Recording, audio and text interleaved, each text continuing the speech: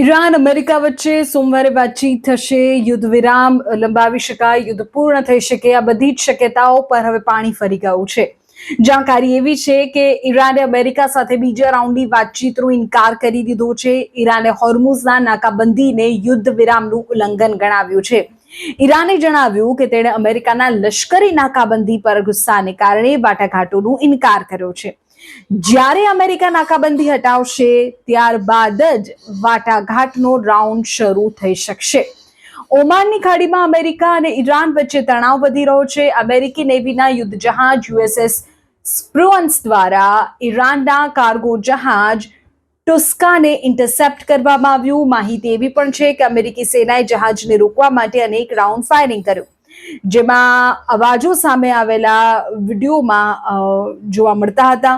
ત્યારબાદ અમેરિકી દળોએ જહાજ પર કબજો જમાવ્યો હોવાનું પણ કહેવાય રહ્યું છે.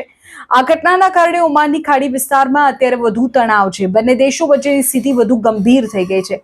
ઈરાની જહાજ પર કબજો કર્યા બાદ અમેરિકાએ જણાવ્યું કે તેમની સેનાએ પહેલા જહાજને રોકવા માટે સ્પષ્ટ આદેશ આપ્યો હતો.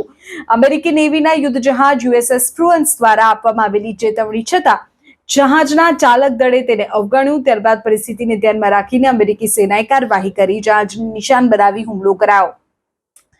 અમેરિકાના નિવેદન બાદ આ ઘટનાને લઈને સંપૂર્ણ વિસ્તારમાં તણાવ વધુ ઊંડો બન્યો છે અને તેની સાથે સાથે બંને દેશો વચ્ચેના તણાવ ઓછો થશે, વાટાઘાટો થશે, શાંતિ વાર્તા થશે, એ બધી જ શક્યતાઓ અને ચર્ચાઓ પર પાણી ફરી ગયું છે.